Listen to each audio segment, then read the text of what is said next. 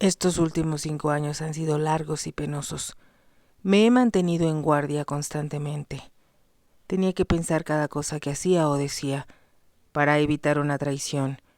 Si era yo acusado de jacobita, mi gente sería castigada junto conmigo, pues la mayoría es leal a nuestro legítimo y bien amado príncipe. Las lágrimas corrían por las mejillas de Iona cuando el duque cayó. En un impulso se acercó a él, con los brazos extendidos. «Gracias a Dios que puedes decir eso», suspiró. El duque la estrechó en sus brazos, pero antes de hablar se oyeron pisadas hacia el otro lado de la caverna y vieron la luz de Rail. Se separaron, pero el duque tomó la mano de Iona en la suya. «Ya están llegando muchos, su señoría», indicó Rail. Iona se volvió al duque con una interrogante en la mirada.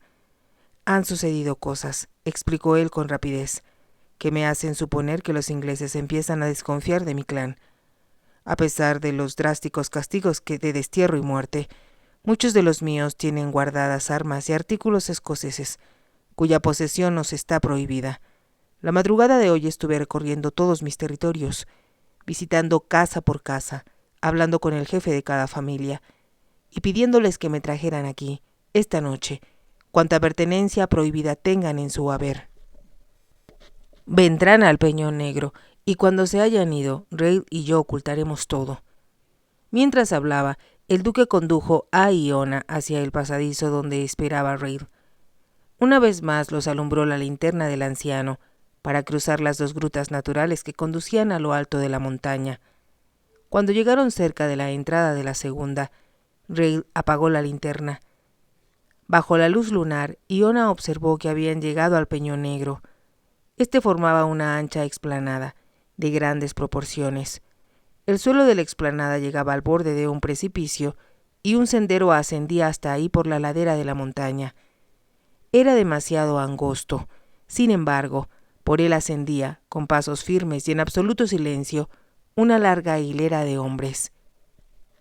Era difícil distinguirlos en la oscuridad, porque parecían parte de la montaña misma, pero de vez en cuando la luna brillaba sobre algo que llevaban bajo el brazo o en el cinturón.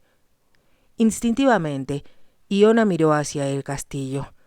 Había luces en casi todas las ventanas. Era un espectáculo muy hermoso, aunque en esos momentos parecía inquietante. Ahí, en esa montaña azotada por el viento, la lealtad de los miembros del clan estaba centrada en el jefe, un hombre en quien podían confiar y quien confiaba en ellos. En el castillo estaban los enemigos, con mentes envenenadas por el odio y la envidia. Iona se estremeció y se acercó un poco más al duque.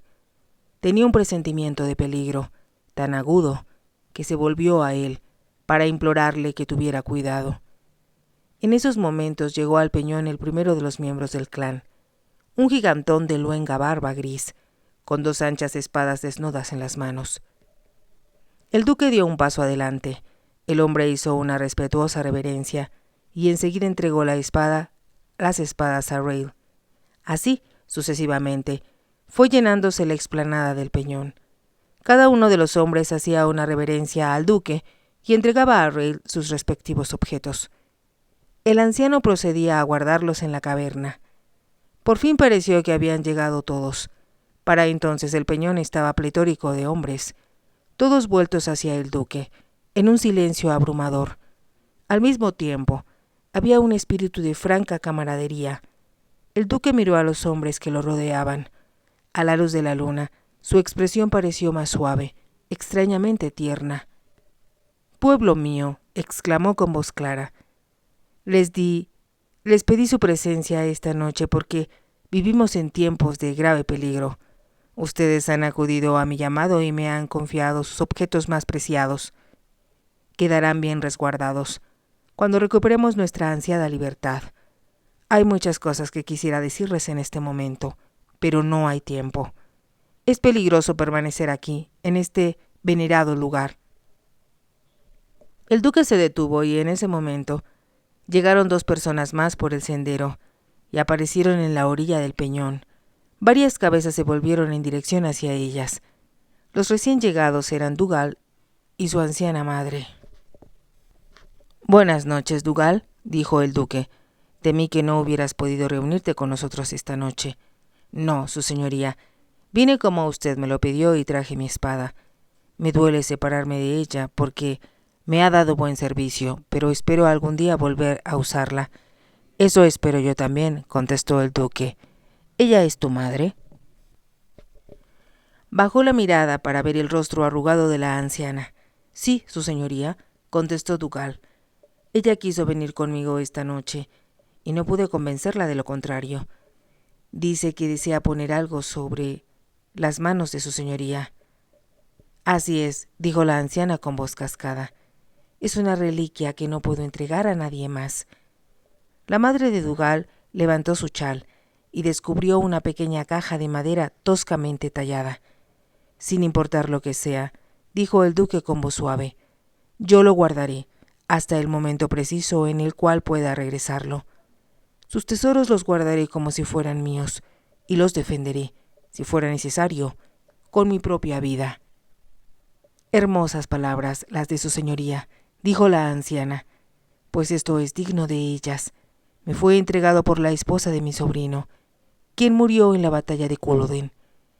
Ella es una mujercita valerosa, y como él no volviera desde ese día nefasto, se lanzó a buscarlo. Con la protección divina, recorrió los desolados campos del combate. Entre muertos y agonizantes, por misericordia de Dios encontró a mi sobrino, cuando pensaba no encontrarlo ya. Estaba a su lado cuando él lanzó el último suspiro. Sin embargo, antes de expirar, metió la mano en su chaqueta, sacó algo y lo puso en manos de su esposa, diciéndole que lo guardara. Al otro día ella volvió caminando a casa, a través de los páramos. Vino a verme antes, para contarme lo sucedido y para darme lo que Jack le entregara antes de morir. Temía que su casa fuera registrada y no quería que los ingleses encontraran ese objeto. Yo lo he guardado celosamente todos estos años y ahora lo entrego a su señoría. La anciana levantó la caja y la puso en las manos del duque. Este preguntó, ¿puede decirme cuál es su contenido? Abra la tapa, su señoría, y vea por usted mismo, contestó ella. El duque lo hizo así. Abrió la caja y tocó algo suave en su interior. ¿Una gorra?, interrogó el duque.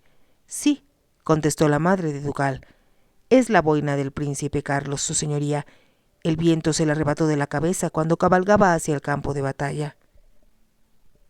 Iona lanzó una exclamación de asombro, que fue repetida por los demás.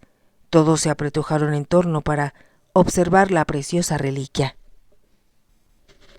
La gorra del príncipe Carlos, exclamó el duque asombrado. Por supuesto que la guardaremos en lugar seguro, mientras llega el momento de que su Alteza Real vuelva y podamos entregársela. Cerró la caja. Iona se adelantó y le tocó el brazo. Por favor, dijo ella, ¿puedo decir algo? Él bajó la mirada hacia ella y en una tierna sonrisa, que curvó sus labios. Si tú quieres. Iona se volvió hacia los asistentes. Llegué aquí hace poco tiempo, procedente de París. Habló en voz baja, pero muy clara. Antes de partir, vi a nuestro príncipe. Hablé con él. Entre otras cosas, me pidió que cuando viniera a Escocia, intentara averiguar el paradero de su gorra extraviada durante la batalla de Culloden. La razón de su interés por encontrarla es que la noche anterior a la batalla, una dama de la nobleza obsequió a su Alteza Real un valioso collar de diamantes. Para mayor seguridad, dadas las circunstancias, el príncipe ocultó el collar en el forro de su gorra. Iona se volvió hacia la madre de Dougal. ¿Me permitiría, le preguntó, revisar dentro del forro de la gorra que usted ha cuidado todos estos años para comprobar si los diamantes siguen ahí? Sí, señorita, hágalo, por favor. El duque levantó la tapa de la caja y la extendió hacia Iona. Esta retiró con reverencia la gorra azul. Por un momento la sostuvo en lo alto, y los miembros del clan se apretujaron a su alrededor para verla. Iona palpó en el interior de la gorra y empezó a percibir duras y pequeñas prominencias en el forro. Con creciente emoción, Iona arrancó algunas de las puntadas que sostenía el forro, las cuales estaban podridas por el tiempo. No le fue difícil extraer el collar. A la luz de la luna, los diamantes brillaban como pequeñas estrellas. Cuando Iona lo levantó en lo alto para mostrarlo a los concurrentes, Un rumor de profunda admiración se escuchó en el ambiente. «Las lágrimas de Dorish», exclamó Iona, y su voz temblaba de excitación. «Esto es lo que nuestro príncipe buscaba. Por fortuna, él nunca las recibirá», habló alguien con un gruñido. Todos se volvieron. De pie en el peñón, en lo alto del camino que conducía a este, se encontraba Lord Neil. A su lado estaba Beatriz Wrexham. Por un instante pareció como si todos se hubieran petrificado. La interrupción de Lord Neil fue tan sorpresiva como si fuera la visión de una mente distorsionada. Lord Neil llevaba una chaqueta de terciopelo color rubí, bordada con hilos plateados. Había diamantes en su cuello y en sus dedos, pero el rostro era oscuro y sardónico. Sus ojos brillaban y había una expresión tan maléfica en ellos que Iona quedó como hipnotizada. Con lentitud deliberada, Lord Neil dio varios pasos hacia el centro de la explanada. Beatriz caminó junto a él. Lord Neil se acercó al duque, levantó su monóculo, miró a su medio hermano y se echó a reír. «Al fin, mi querido hermano», exclamó. «Conocemos la verdad. Ya descubrimos que eres jacobita y un traidor. Desde hace tiempo lo sospechaba. Cuando supe que los hombres del clan se iban a reunir esta noche en el Peñón Negro, comprendí que había llegado el momento largamente esperado». Dejó caer su monóculo y miró a los hombres ahí reunidos. Sus rostros eran inexpresivos, y todos permanecieron hieráticos mientras él hablaba. «En cuanto a ustedes», dijo Lord Neil con voz de látigo, «¿son tan tontos como para despreciar lo bien que les ha ido hasta ahora? ¿O acaso los ha embrujado este hombre que se autonombra su jefe? De todos los clanes del norte, este es el único que no ha sufrido a manos de los ingleses. Son tan ilusos cuando el pretendiente está derrotado y en el exilio. Para querer ser mártires de una causa perdida, los ingleses representan el triunfo. Encaremos la realidad y tratemos de convertirnos en sus amigos. Yo he sido lo bastante astuto como para intentarlo y, en consecuencia, los ingleses confían en mí como yo confío en ellos. Pero el duque, atraído por las promesas de un rey sin corona, habría sacrificado la comodidad, la seguridad y hasta sus propias vidas en aras de la derrota. Hay una sola forma para tratar a los jefes, quienes deliberadamente traicionan a su gente. Al duque le van a cortar la cabeza, pero dejemos esa tarea a los ingleses, que ellos lo juzguen como merece. Yo seré el jefe de nuestro clan, los conduciré a ustedes con sentido común, y bajo mi autoridad no seguiremos a ningún falso príncipe, a ningún jacobita pretendiente a un trono ya ocupado. Arrodíllense, bobalicones, y júrenme lealtad, como es mi derecho como su jefe y nuevo duque». Las últimas palabras de Lord Neil fueron imperativas. Su voz retumbó amenazante en la caverna, y cuando él terminó, Beatriz avanzó con rapidez hacia adelante. Antes que Iona se diera cuenta, se apoderó del collar que aún pendía de sus dedos. Aunque el movimiento fue rápido e inesperado, Iona instintivamente oprimió con fuerza el collar. Por un momento las dos mujeres quedaron frente a frente, cada una tirando del collar hacia sí misma, en contra de la fuerza de la otra. Así, con un repentino tirón, Beatriz pareció la victoriosa y 3/4 partes del collar quedaron en su poder. Al fin Iona pudo hablar. «No, no», exclamó con voz ahogada. «Usted no puede quedarse con...» Él, pero era demasiado tarde. Con una risa de triunfo, Beatriz se dio la vuelta, con los diamantes en la mano. De pronto, algo sucedió. Posteriormente, Iona no pudo recordarlo. Súbitamente, como si obedecieran un impulso irresistible, los hombres del clan empezaron a moverse. No levantaron los brazos, ni parecieron en ningún momento violentos. Solo caminaron, un hombre pegado a otro, como una muralla viviente. Se alejaron del duque y de Iona, que permanecían a la entrada de la caverna, y empezaron a avanzar hacia la orilla que daba al lago, a través del Peñón Negro. Se movieron con lentitud, pero con firmeza, avanzando con rostros inmutables y extrañamente adustos e inexpresivos. Lord Neil y Beatriz retrocedieron ante ellos, unos cuantos pasos atrás. Lord Neil comprendió el peligro. «¡Alto!», gritó. «Les ordeno que se detengan». Su voz cayó y se convirtió en el rugido temeroso de un animal atrapado, seguido casi inmediatamente por el agudo grito de terror de una mujer. Después se hizo el silencio. Los hombres se detuvieron porque habían llegado a la orilla misma del precipicio. Iona se sorprendió aferrada al brazo del duque, temblando de pies a cabeza. Sin embargo, la animaba la serena fortaleza que parecía emanar de él. No se había movido, ni hablado desde que había llegado Lord Neil. Junto a él, Reid dijo en voz baja: «Nadie ha caído del peñón, su señoría, y ha vivido para contarlo». Fue la declaración de un hecho fehaciente. Los hombres del clan se volvieron hacia el duque y éste habló con voz clara y firme. «Se van a volver ahora mismo a sus casas», dijo. «Ninguno de ustedes sabe nada respecto a lo sucedido aquí esta noche. Procuren olvidarlo y no lo discutan ni siquiera entre ustedes mismos.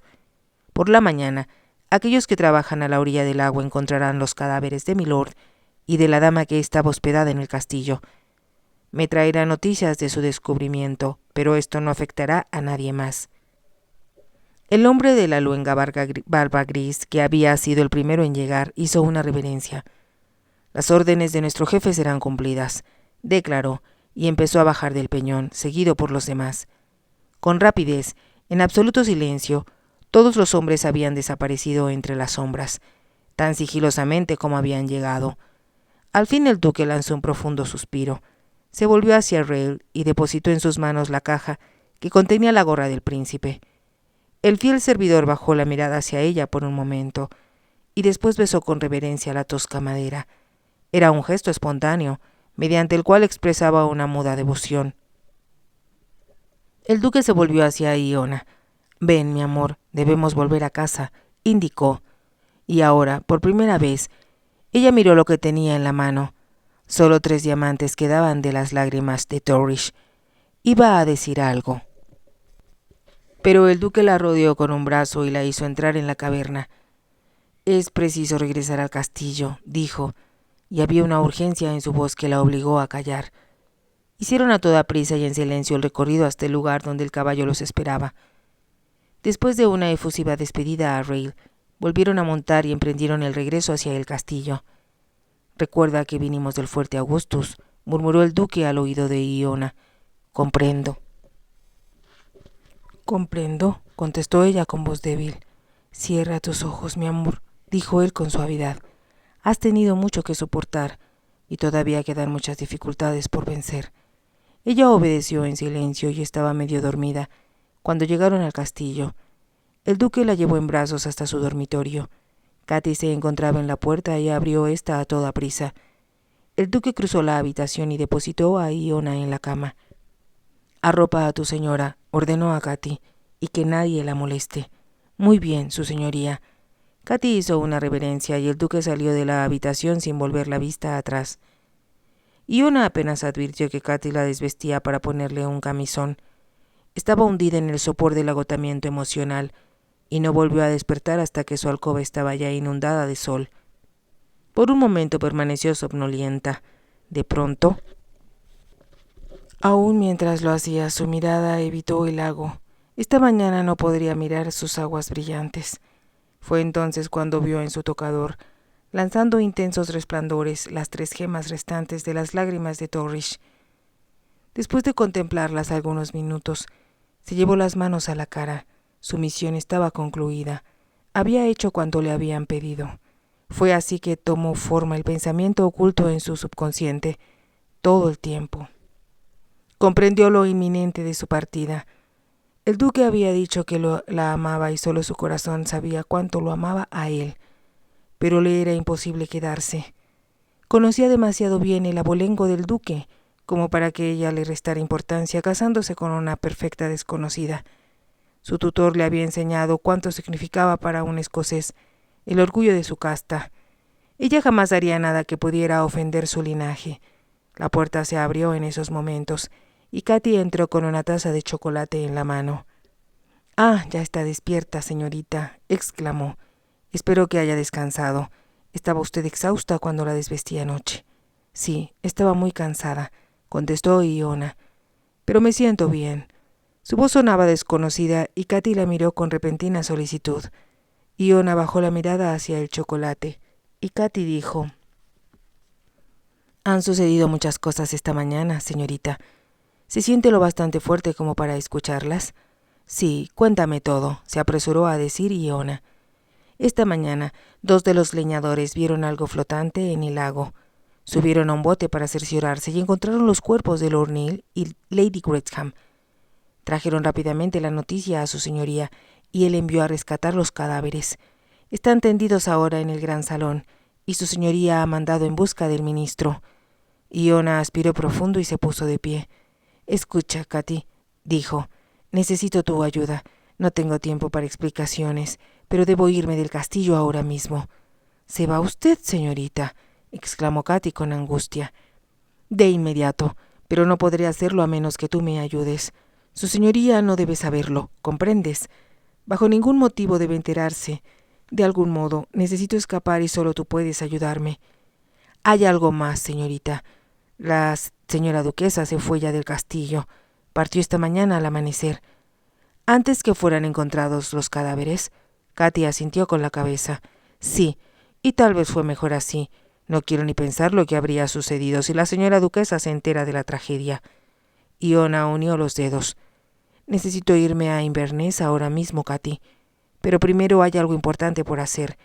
Necesito que busques una libretita negra perteneciente al señor Héctor, pero que fue robada por Lady Grantham o por Lord Neil, para involucrarla con los ingleses, ¿verdad, señorita?» «Sí, Katy, pero es algo de suma importancia que debo entregar al príncipe. ¿Tú crees poder encontrarla?» «Lo intentaré, señorita», contestó Katy. «La doncella de milady está en la habitación del ama de llaves, llorando a gritos la muerte de su señora. El ayuda de cámara de milord está abajo también». «Entonces es tu oportunidad. Oh, Katy, por favor, inténtalo. Es una libretita negra que era usada como bitácora. Haré cuanto pueda, señorita». Katy salió presurosa. Iona quedó en espera, pensando que muy pronto saldría de ese dormitorio para no volver jamás. Sintió romperse su corazón ante ese pensamiento. Katy volvió a entrar precipitadamente, sacando a Iona de su ensueño. «¿Es esta, señorita?», preguntó Katy, y le entregó la libretita negra. «Esta es. Oh, Katy, cuán astuta eres. ¿En dónde la encontraste?» «Estaba en el cajón del tocador, milady, con otros papeles y un gran sello de oro, señorita», sonrió Katy. Iona tomó la libretita en sus manos, la miró por un momento, sin hablar. Levantó la cabeza y habló con voz resuelta. «Katy, necesito escapar de aquí ahora mismo. Pero, ¿cómo podré hacerlo?» «Beba su chocolate», contestó Katy, «y yo veré qué puedo hacer». Katy solo pudo conseguir a un palafrenero que iba a Inverness a caballo, y aceptó llevarse en secreto a Iona con él. Seleccionó una yegua fuerte y grande, y le puso una doble silla. Dada la forma en la cual viajaría Iona, no pudo llevar consigo sino lo indispensable. Envuelto en un chal que llevó abrazado entre ella y el palafrenero, Katy, como de costumbre, había logrado sacar a Iona del castillo sin ser vista, y Jamie, el palafrenero, la había recogido lejos de las caballerizas. Mientras galopaban a través del puente, Iona se cubrió con la capucha de su abrigo de viaje e inclinó la cabeza. El viaje hasta Inverness fue pesado. Jamie cambió de caballo a mitad del camino, en una posada, y Iona pudo descansar un rato. Se obligó a sí misma a comer y a beber algo, aunque nunca tuvo idea de qué. La desventura de abandonar al hombre amado pesaba sobre ella de una manera insoportable. Por fin llegaron a Inverness y el palafrenero se negó a aceptar unas monedas que Iona le ofrecía, además de su agradecimiento. A Iona no le fue fácil hallar la casa del doctor Farquharson, pero por fin llegó a ella.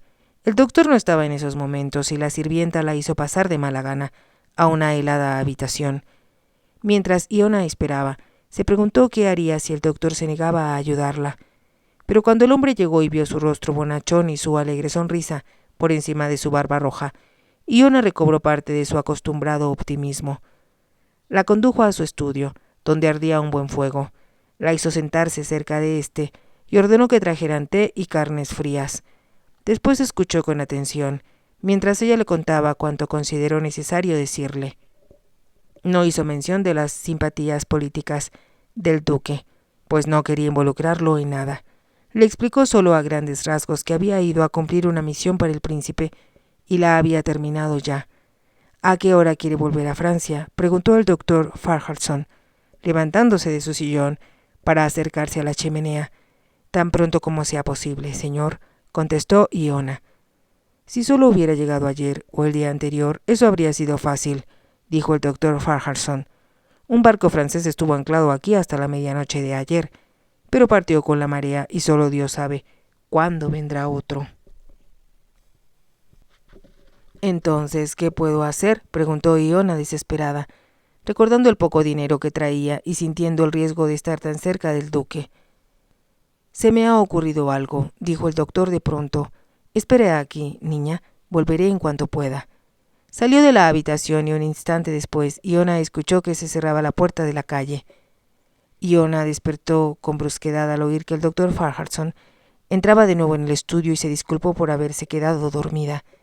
Es lo mejor que pudo hacer, pues le espera un largo viaje. Un amigo mío sale en breve para York. Es vendedor de lana y tiene su propia carreta.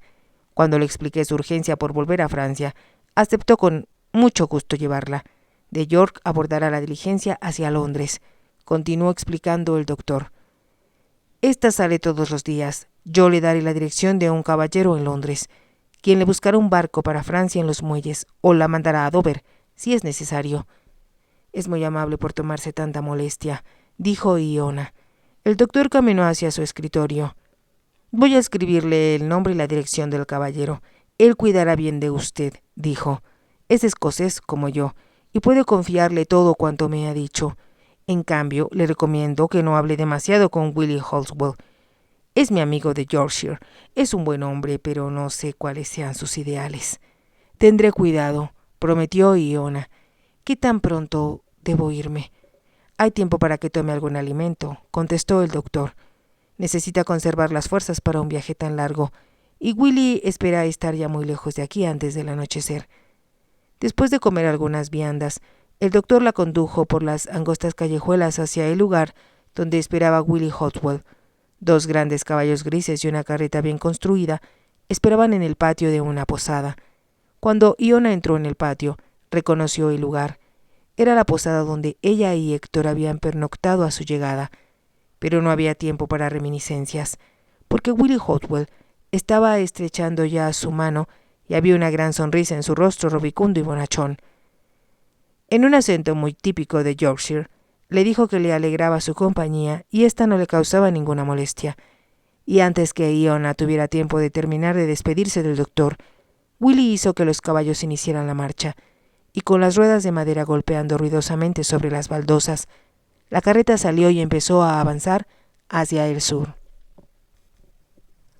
La mujer rubicunda que iba junto a Iona continuaba relatando la historia interminable de sus enfermedades con una verborrea insoportable. Iona no la escuchaba.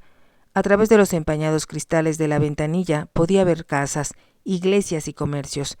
Le parecía que tenía años y no semanas de estar viajando, y ahora, por fin, habían llegado a Londres. Ansiosamente buscó en el bolsillo de su vestido, para ver si el pedazo de papel que el doctor Farquharson le había dado estaba seguro. Si lo hubiera perdido, estaría ella perdida también, porque le restaban ya muy pocos chelines. En el fondo de su mente existía el temor de que el caballero cuyo nombre le había dado el doctor Farquharson no estuviera ya ahí. ¿Qué tal si se había ido a vivir a otra parte, o había cambiado de opinión y los jacobitas fugitivos no contaban ya con su ayuda? Sin embargo, su sentido común la hizo descartar de su mente tan desalentadores pensamientos. El destino la había cuidado hasta ese momento, y no podía fallarle ahora. A las 3 de la tarde la diligencia se detuvo, y los viajeros empezaron a reunir sus pertenencias para bajar. Iona se puso el abrigo gris sobre los hombros y ató las cintas al cuello. Sabía que su vestido estaba maltratado después de tantos días de viaje. Había hecho lo imposible por asearse todas las noches e iniciar el día con un fichú de muselina inmaculado sobre los hombros, pero nada podía mejorar su aspecto cuando llevaba aún el vestido con el cual saliera de Skeigh. Había un gran alboroto en las afueras de la posada donde la diligencia se había detenido. Mozos que ayudaban a cargar el equipaje, viajeros que llegaban, otros que se iban, personas esperando y una gran confusión general. Por un momento, Iona se quedó inmóvil, sintiéndose desconcertada y perdida. De pronto, una voz dijo cerca de ella: «Al fin, yo sabía que si esperaba el tiempo suficiente, llegarías». Ella se estremeció con violencia y el último vestigio de color desapareció de sus mejillas. Mirándola, pleno en su estatura y arrogancia, el duque estaba frente a ella. Iona lo miró, enmudecida por la impresión, y vio que estaba sonriendo. Nunca lo había visto antes tan jovial. Se inclinó, tomó la mano de ella y la llevó con gentileza a sus labios. «Llevo 2 semanas esperándote», dijo él. «¿En dónde has estado? Temi no volver a encontrarte nunca». «Me tomó todo ese tiempo llegar aquí», contestó Iona. «Pero, ¿por qué? ¿O por qué me estaba esperando su señoría?» «En realidad debo contestar esa pregunta», inquirió el duque, y algo en su tono de voz la hizo bajar los ojos y ruborizarse. «Mi carruaje está esperando», explicó el duque. «Ante todo, considero que deseas comer algo. Tengo una habitación privada en el hotel». «¿Vamos?». Sin esperar respuesta, la tomó del brazo y la condujo a través de la compleja muchedumbre, en dirección al hotel. Ahí la guió hacia un pequeño salón.